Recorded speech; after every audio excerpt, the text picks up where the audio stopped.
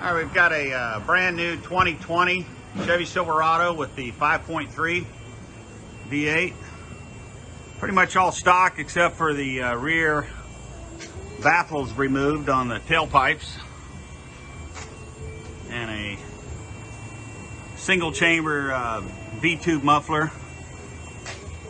All stock coming off the motor.